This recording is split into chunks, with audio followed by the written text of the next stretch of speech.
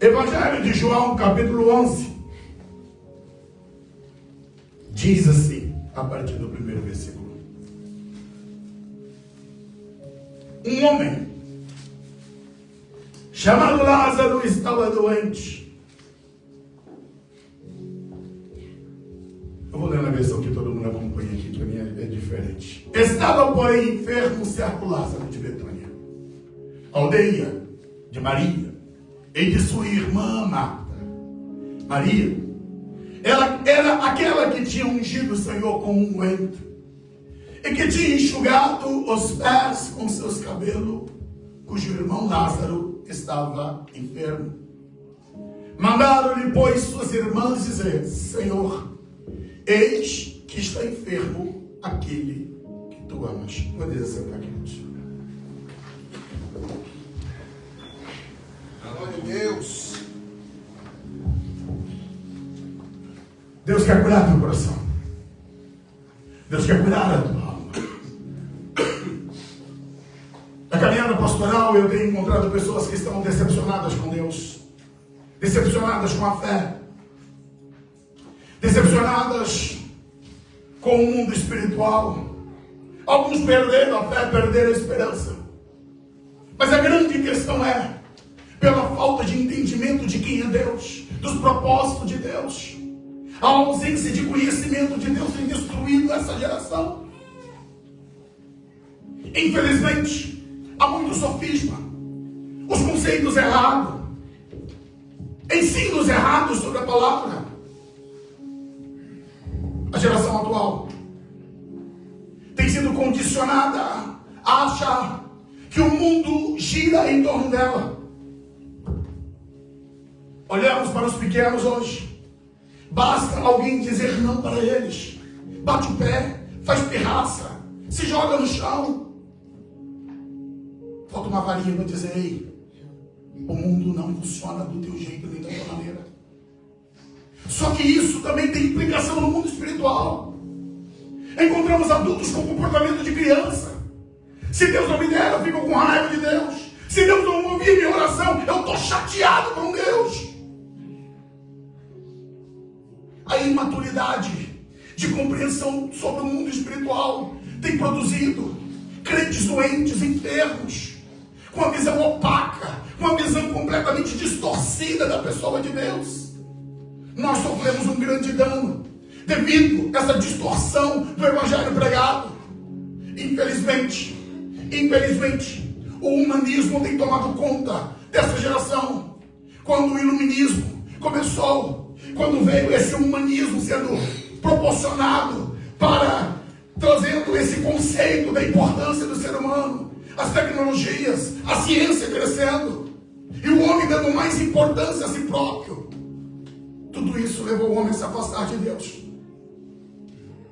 E nós temos hoje cada vez mais pessoas que não têm a compreensão sobre Deus. Aí a igreja deu uma resposta errada para tudo isso, um conceito errado, porque com o humanismo foi trazido então que o homem não pode sofrer, o homem não pode ficar doente, o homem não pode enfrentar problema. Crente, ele não tem problema, porque Deus resolve tudo, as coisas com estalar de dedo, basta você dobrar o joelho, as coisas vão se resolver.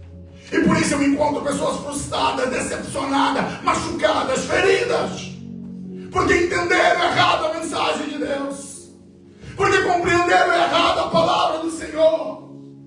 Mas hoje Deus quer corrigir o teu coração, te trazer para o curso correto. Eu posso te afirmar com toda certeza do meu coração, daquilo que a palavra diz: Deus ama a tua vida, não importa o que você passou, não importa o que ocorreu com você. A questão é que você entendeu errado, você compreendeu errado, te explicaram errado acerca de Deus. Eu escolhi esse texto para nós meditarmos essa noite. Vamos voltar para o verso 1. Diz a Bíblia que um certo homem chamado Lázaro, ele era da aldeia de Betânia. Tinha as duas irmãs, Maria e Marta. Jesus quantas vezes pousou nessa casa.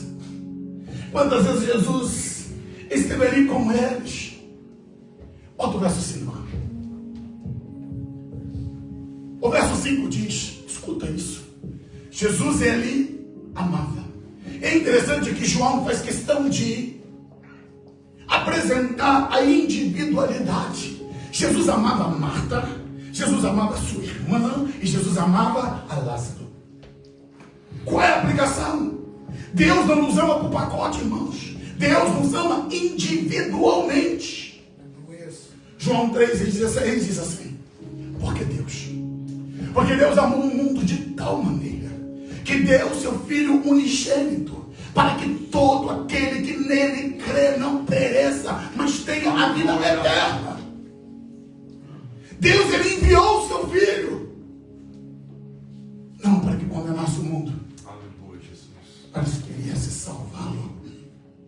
Sim. Bota Romanos capítulo 5, verso 7 e 8. Quando Paulo ele escreve, ele diz: olha, morrerá alguém, porque apenas alguém morrerá por um justo, pois poderá ser que pelo bom alguém ouse morrer. Coloca 8. Mas Deus prova o seu amor para conosco, em que Cristo morreu por nós, sendo nós ainda, sim, quando nós não tínhamos nada para oferecer, quando estávamos nós ali debaixo da lama do pecado, Ele nos amou. Aleluia. O grande problema é aqui, desculpa, mas eu preciso dizer, esse desvirtuamento da doutrina calvinista, que assolou por toda a Europa e ainda hoje incomoda o núcleo cristão, aonde que diz que Deus ama apenas os eleitos, Deus apenas ama os escolhidos. Mentira! Deus ama a todos. Deus ama todas as pessoas. O fato de alguém estar sofrendo, o fato de alguém ter uma doença, o fato de alguém estar quebrada, arrebentada da vida, não significa dizer que Deus não ama.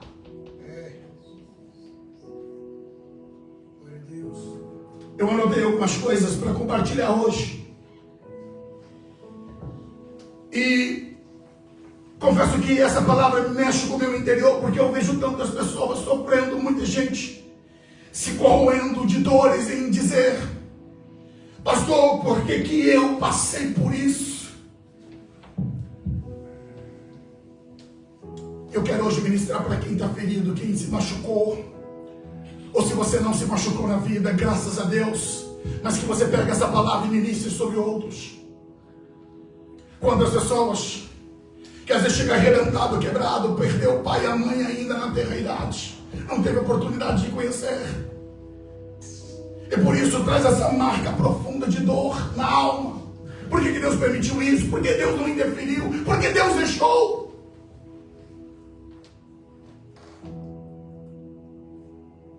Quantas crianças que traz a marca de um estupro? Aleluia, Jesus. De uma violência.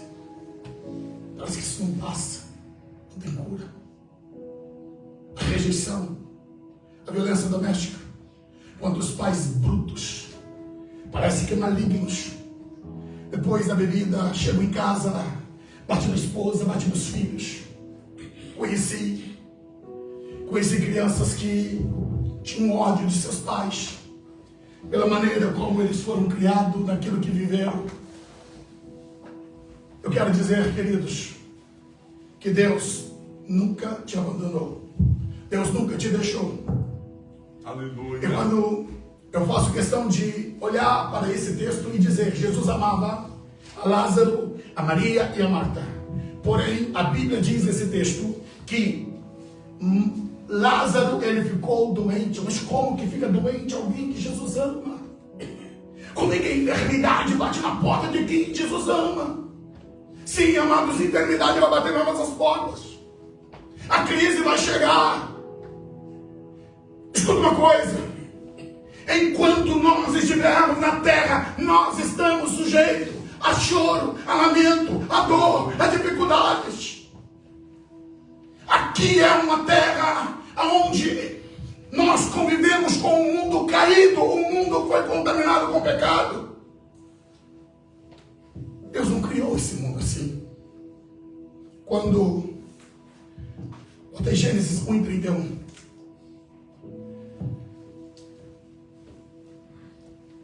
Diz a Bíblia assim: quando Deus terminou, e viu Deus que tudo quanto tinha feito, eis que era muito bom. Padrão de excelência, irmãos. Foi à tarde, amanhã, no sexto dia, quando Deus terminou. É tudo muito bom.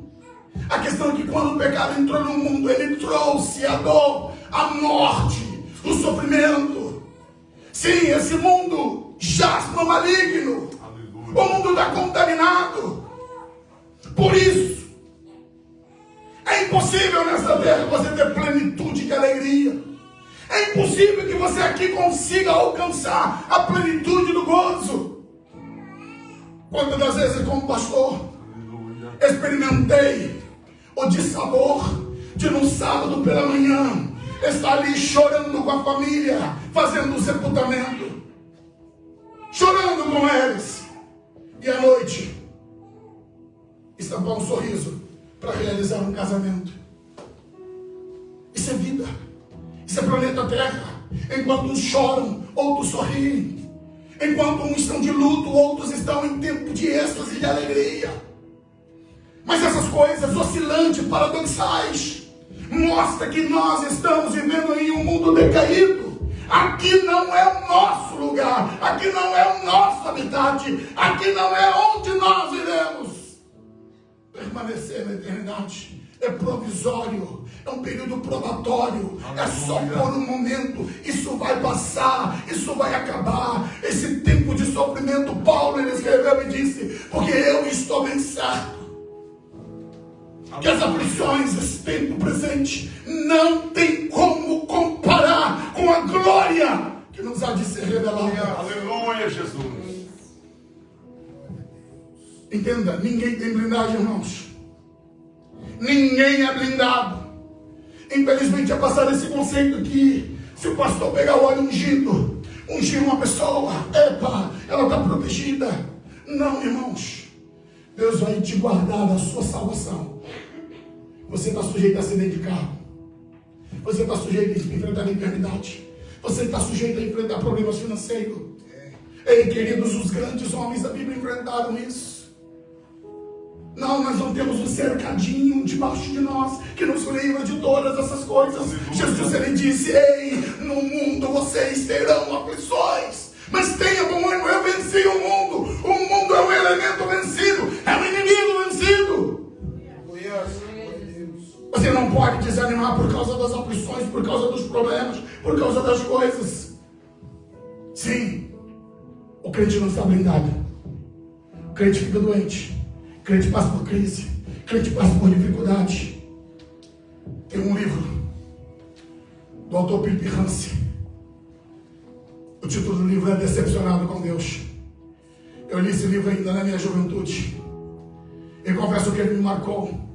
Exatamente pela quantidade de pessoas que se frustraram, que se decepcionaram, porque disseram para ela que era só dobrar o joelho, era só ela gritar o nome de Jesus, que o mundo iria mudar. É como se ela tivesse um controle remoto na mão e que tudo iria ser alterado, e não aconteceu. E por que não aconteceu, amados? Porque Deus não deu o comando do mundo para ninguém.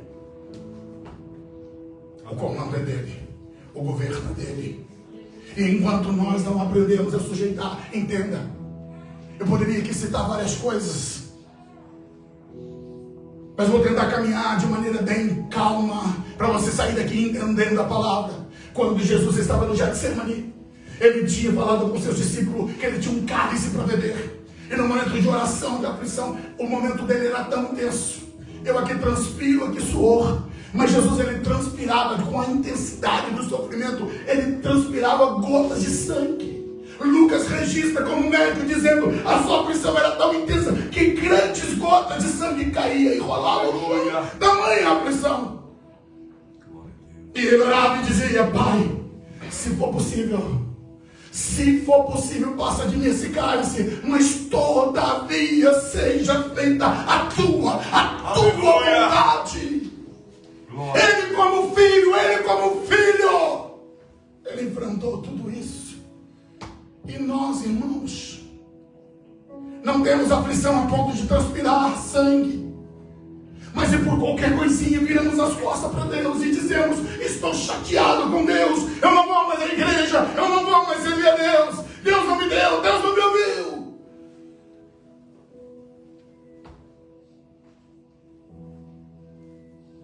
A grande questão é: por que Deus não interfere? Por que Deus não faz? Por que Ele deixou acontecer? Existem coisas que você não vai entender nessa terra. Existem coisas que você só vai entender quando você chegar lá. Mas e para a nossa caminhada aqui, pastor, como é que sobrevivemos? Sobrevivemos com o poder da palavra. Sobrevivemos entendendo que é a graça que nos faz caminhar. Paulo, ele tinha um espinho na carne. E diz a Bíblia que por 3 vezes ele orou, ele clamou, ele pediu: Deus, arranca esse espinho de mim. Qual é a resposta que o grande apóstolo teve, irmãos? A minha graça te basta, o meu poder se aperfeiçoa na fraqueza. Talvez Deus não vai tirar o teu espinho da carne. Talvez Deus não vai arrancar esse sofrimento seu. Mas Ele está dizendo para você: a minha graça te basta. A graça de Deus nos basta para caminhar, para prosseguir, para ir avante. Nós precisamos voltar para a palavra, para o centro da palavra. Coloca para mim aí Isaías capítulo 6, verso 1. Nós vamos voltar para o texto.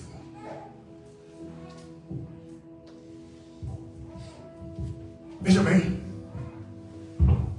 Profeta Isaías, 700 anos antes de Cristo. Profeta lá do norte. Ele era alguém que vinha de uma família nobre. Isaías fazia parte da nobreza. E Deus o escolheu para ser profeta. E diz a Bíblia que no ano em que morreu o rei Uzias,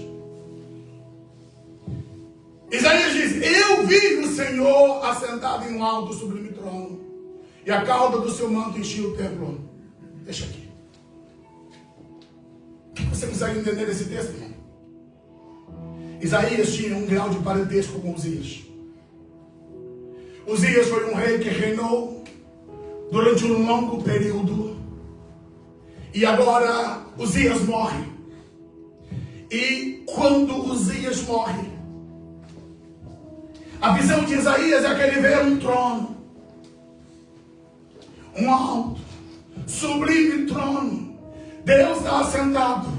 Talvez a pergunta de Isaías é: por que Uzias morreu? Tem um trono vazio na terra, mas não tem um trono vazio no céu. Deus está dizendo: Ele continua, os homens morrem, os homens passam, mas Deus continua soberano, assentado em um alto sublime trono. Ele não perde o controle, Ele tem o comando de todas as coisas. Podemos enfrentar as dificuldades aqui. A morte pode assolar o nosso lar, a nossa família. Todavia, Deus não morre. Deus permanece vivo, assentado no seu alto e sublime trono.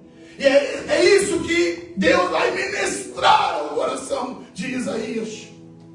Ele está lá.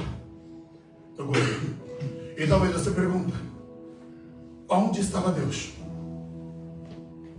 Onde estava Deus nos momentos mais difíceis da tua vida? Onde estava o Senhor quando eu passei por aquele momento que todos me abandonaram? Onde estava Deus quando eu sofri aquela humilhação? Quando eu perdi ente querido? Quando eu chorava e não tinha ninguém para dar um tapinha nas costas? E você questiona Deus: onde é que o Senhor estava? Aleluia. Hoje Deus está te respondendo: eu estava sentado no alto sublime trono, contemplando você. Coloque Isaías 43, versículo 1. Diz a Bíblia: mas agora, assim diz aquele que te criou, ó Jacó, e que te formou, Israel: não temas, eu te remi, chamei-te pelo teu nome, tu és meu. Você tem um dono, você pertence ao Senhor. Isaías, em um outro momento, ele vai dizer, acho que é o verso 2: quando passares pelas águas, eu estarei contigo. Quando passares pelos rios, eles não te submergirão. Quando passares pelo fogo, ele não te queimará. nem a chama arderá em ti, porque Deus, Ele está presente conosco. Aleluia. Ele entra na cova dos leões conosco, Ele entra na fornalha conosco, Ele atravessa o mar vermelho conosco. Mas as coisas não são alteradas, as coisas não são mudadas. As circunstâncias que nos cercam servem para nos amadurecer. Deus quer uma igreja madura, Deus quer cristãos maduros. Ainda antes de entrar na palavra, voltarmos para o texto, eu quero chamar sua atenção para um dos homens que talvez na Bíblia seja o maior referencial de sofrimento. Jó. Meu Deus, talvez Jó seja para nós o elemento que mais teria a nos ensinar, porque tudo ocorreu de uma hora para outra, sem aviso. Não teve aviso para ele. Bota em Jó capítulo 1, versículo 1. Diz assim a palavra: havia um homem na terra de Uz, cujo nome era Jó, e esse homem era íntegro, reto, temente a Deus, desviado do mal. Não, deixa lá. Ele é um homem, ele tem integridade, ele tem retidão, ele tem temor a Deus, ele se desvia do mal. É um homem que vivia uma intimidade, uma vida com Deus. Vira. Ele tinha 7 filhos, ele tinha 3 filhas. Para ganhar tempo, depois você pode ler em casa. Era um homem rico. Talvez poderíamos classificar ele como um grande empresário, um grande fazendeiro. Esse versículo diz que de maneira que este homem era maior do que todos do Oriente. Ele era um modelo de homem, um modelo de família, um modelo de empresário. Era um homem que todo mundo dizia: eu quero chegar lá. Esse é o topo. Esse é o topo do mundo. Lá estava Jó. Mas, queridos, de uma hora para outra, de um momento para outro, a vida de Jó era a vida de ponta cabeça. A vida de Jó é a vida de uma hora para outra. Bota o verso 13. Um dia que amanheceu como qualquer outro dia normal. Seus filhos e filhas estavam comendo. E diz a Bíblia que, de repente, vai virando. Um mensageiro veio a Jó dizendo que ele perdeu os bois, suas jumentas. Vai virando. Depois, diz a Bíblia que fogo caiu, consumiu suas ovelhas. Ele perde seus camelos. Vira. Depois diz que ele perde os seus filhos. Vira 19. A casa cai. Os jovens morrem. Não estou falando tudo num dia só. É tragédia demais, irmãos. É tragédia demais para um dia só. O homem perde todos os seus bens. Ele perde tudo que possuía. Não dá tempo nem de respirar. As ovelhas perdeu. Os jumentos perdeu. Os camelos se perderam. Seus empregados morreram. E o pior agora, perdeu seus 10 filhos. Os 10. Aleluia, Jesus. Queridos, peço a Deus que me guarde disso. Eu penso que um filho para sepultar já é dolorido. Mas fazer 10 caixões empilhados um do lado do outro é muito com um coração só. Mas esse é o retrato deste homem. Mas a Bíblia diz, no verso 20, esse homem se levanta, rasga seu manto com sinal de tristeza, raspa sua cabeça, se joga na terra, joga pois cinza sobre a cabeça e adora a Deus. Como assim? Ele teria todo motivo para gritar para o céu e dizer: Deus, onde é que o Senhor está? Se o Senhor não está vendo, não. Senhor, o que é isso? Mas não, ele adora. Vira o 21. Ele diz: eu nu saí do ventre da minha mãe. Eu nu para lá eu vou voltar. O Senhor me deu, o Senhor tomou. Bendito seja o nome do Senhor. Aleluia. Aleluia. Glória a Deus. Ele tem uma compreensão que ele não tinha nada. Tudo pertence a Deus. Basta perder um emprego que o crente quer chutar o balde. Basta chegar numa conta inesperada que ele fica maluco. Jesus, aleluia. Basta a doença bater na porta, ele já acha que o mundo desabou. Ei, Deus quer te amadurecer, entenda. Tem um trono de Deus está sentado e você pode não entender, você pode não compreender, mas Deus está no controle de todas as coisas. Glória a Deus. Existe uma diferença muito grande entre a vontade absoluta de Deus e a vontade permissiva de Deus. Se você me perguntar, pastor, é a vontade de Deus que esse mundo tenha sofrimento? A vontade absoluta, não. Mas a vontade permissiva, porque isso é consequência do pecado. Paulo, ele escreveu e ele disse que a natureza geme com dores de parto, aguardando o dia da redenção. Pensou que é Romanos 8:21, não tenho certeza, só confere, se for, coloca. Na esperança de que também a mesma criatura será libertada da servidão da corrupção. Não, volta o 20.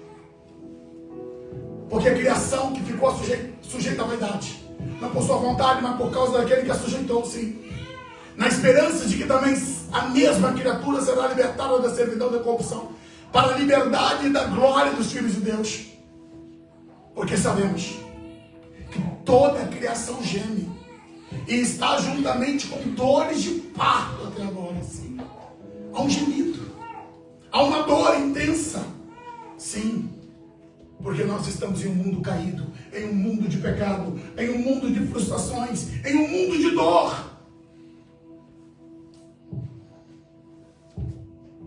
No livro de Jó, no capítulo 42, versículo 5, depois de Jó ter passado toda a sua tragédia, ele diz assim: com o ouvir dos meus ouvidos eu ouvi, mas agora te veem os meus olhos. Vira para mim. Por isso, me abomino, me arrependo no pó e na cinza. Por quê? Vamos deixar. Porque ele entendeu que tudo aquela perda que ele teve, tudo aquilo que aconteceu com ele, foi diminuto diante da grandiosidade do Deus eterno. E é isso que Deus quer ministrar no teu coração, querido. Eu quero já adiantar. Coloca para mim Apocalipse capítulo 20, verso 3 e verso 4. Olha o que Deus prometeu para mim e para você.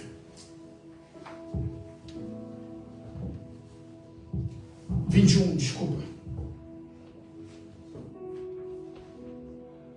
Ouvi uma grande voz que dizia: eis aqui o tabernáculo de Deus está com os homens, pois com eles habitará, eles serão seu povo, o mesmo Deus estará com eles, será o seu Deus. Segura o texto, vou deixar. Essa é a promessa, irmãos. Vai chegar um momento que Deus vai estar conosco, nós com ele. E o que vai ocorrer para aqueles que viveram traumas, que carregam dor aqui dentro do peito, que ninguém sabe, quantos segredos que estão armazenados no interior, quantas dores profundas, que não tem psicólogo no mundo que sara, que não tem psiquiatra que ajuda,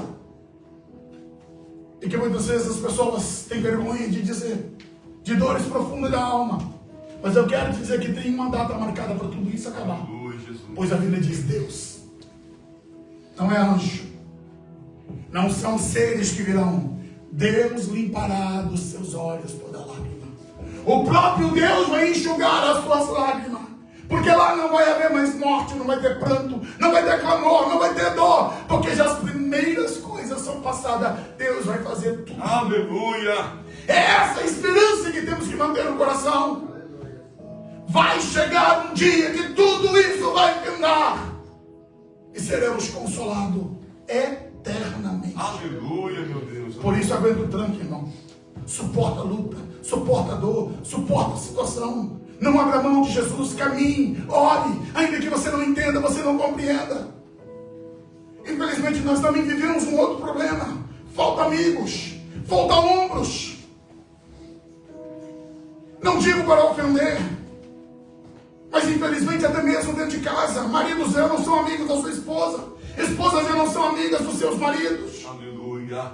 Falta alguém para compartilhar, para abrir o coração. As pessoas têm medo de falar das suas fraquezas e debilidades, têm medo de pedir ajuda. Aleluia. Pela interpretação que terão. Mas eu quero dizer para você, tem um paracleto consolador, que Jesus prometeu que estaria conosco todos os dias. Oh, glória. Eu vou para o Pai, mas eu vos enviarei um Consolador para que fique convosco todos os dias. É essa presença do Espírito, amados, que nos renova e que nos alimenta, que nos faz avançar, que nos faz prosseguir. Haja o que houver, aconteça o que acontecer, nós permanecemos firmes em Deus. E para terminar, voltamos para João 11.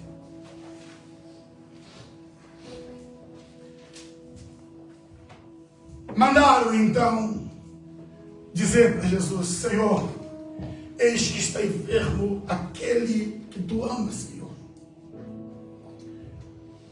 O mensageiro, hoje é fácil, irmão. Você pega seu telemóvel e manda uma mensagem. De alguns segundos você está recebendo retorno. Naquela época não tinha nada disso. Havia o processo de deslocamento. O mensageiro, ele corria para levar a mensagem.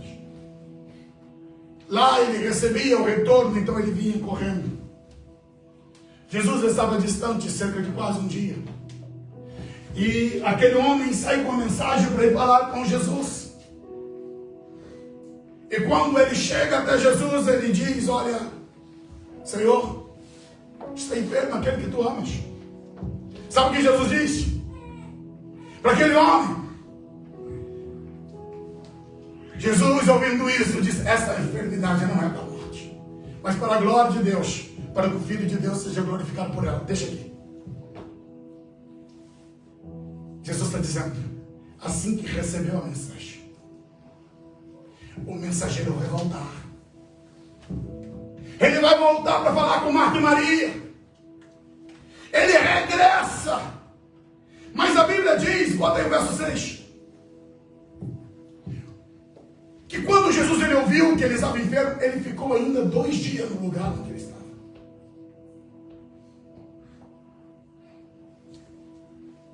E enquanto isso,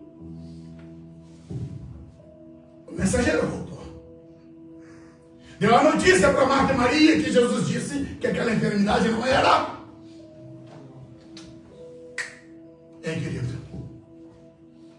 Deus sabe amanhã. Talvez você fique se corroendo porque diz: olha, Deus não me ama, Deus não cuida de mim. Para mim, quando eu olho aqui, não dá tempo de nós escorrermos. Mas é importante que você saia daqui entendendo. Deus não erra com você. A palavra dele não está errada. É a sua interpretação. Porque quando esse mensageiro volta para casa, já é o 2º dia. E o que ocorreu? Quando ele saiu, Lázaro morreu. E quando ele volta, ele diz: olha, Marta, Maria, Jesus disse que essa enfermidade não é para a morte. Mas como que não é para a morte? Ele está morto. Já está sepultado. Olha a confusão. Jesus demora 2 dias. E depois ele diz no verso 7. Ele diz para os seus discípulos: vamos outra vez para a Judéia. Vamos voltar para lá. Mas aí então, irmãos, diz a Bíblia no verso 11. Jesus fala para os seus discípulos: nosso amigo Lázaro adormeceu, mas eu vou despertá-lo. Então os discípulos disseram: Senhor, se ele dorme, está salvo. Aí então no verso 13 Jesus vai dizer: mas Jesus disse da sua morte. Escuta, Jesus está ali, mas ele já sabe que Lázaro está morto. Aleluia. Só que a cabeça de Maria e Marta lá está virando pela vez. E Jesus diz: nós vamos para lá. E Jesus ele diz no verso 14 explicitamente para seus discípulos. Então Jesus disse claramente: Lázaro morreu. Agora o 15 que é complicado. E folgo por amor de vós, que eu lá não estivesse, para que acrediteis Mas vamos ter com ele. Raine, muda sua versão para mim.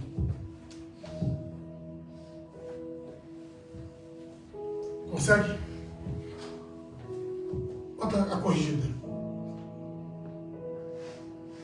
Não, você não tem problema. Mas quando você olha na outra versão, ela vai dizer assim, que por causa de vocês eu me alegro.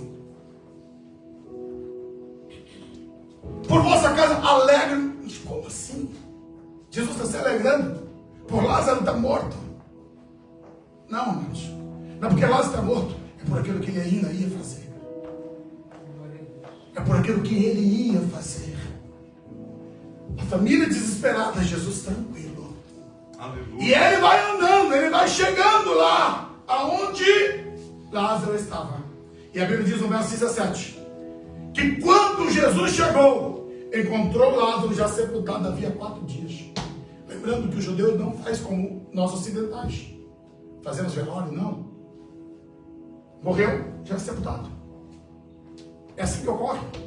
Jesus morreu, foi sepultado. Você pega Atos capítulo 5, morre Ananias, assim que morreu, foi sepultado. Safira morreu, é sepultado. Então já tinha 4 dias, que era um dia da viagem do mensageiro, 2 dias que Jesus ficou e um dia para Jesus chegar. Tem 4 dias, Lázaro já está sepultado. Aleluia. E o que vai acontecer agora?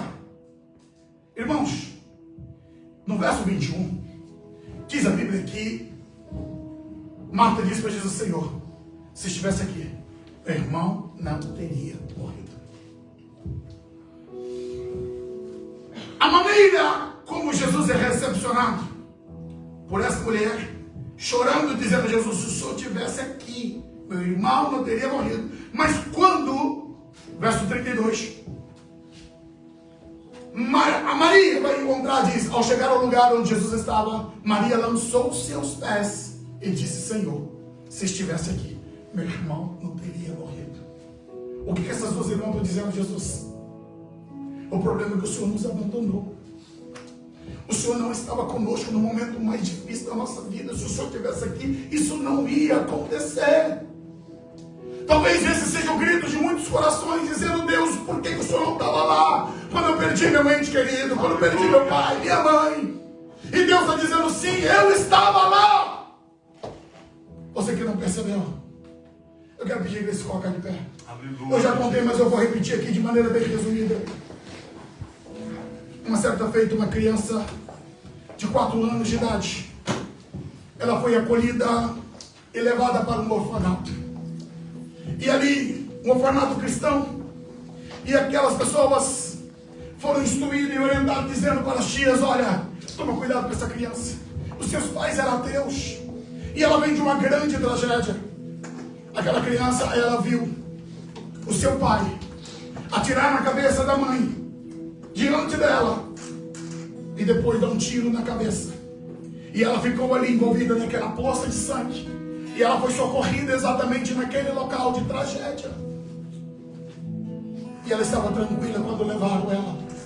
Então havia todo um cuidado devido ao fato dos seus pais serem ateus. E foi dito para aquelas tias: olha, não sabemos como lidar com isso. E aí, naquele momento que foram contar a história de Jesus para ela, e mostraram ali um quadro, uma imagem de Jesus ali ressuscitado. E aquela criança olhou e disse assim: eu conheço esse homem. E as tias ficaram assim pasmadas: mas como assim? Olha, esse homem que tem essas furos na mão, com um jeitinho dela infantil de dizer: no dia que aconteceu que meus pais estavam mortos, ele segurava na minha mão dizendo: vai ficar tudo bem, eu vou cuidar de você. Oh, glória. Eu vou cuidar de você. Deus estava lá nas tragédias da tua vida. Talvez você não possa ter percebido, mas foi Ele que te segurou, te sustentou até o dia de hoje. Ele está dizendo para você que Ele te ama. Ele ama você. Aleluia. Feche seus olhos. Se você puder, com muito respeito, se você puder, tiver um irmão, segura a mão do teu irmão agora. Uma irmã, segura a mão de uma irmã. E eu quero profeticamente dizer: Deus está segurando a tua mão, dizendo: Oh, Deus. eu estou segurando as tuas mãos. Eu guerra,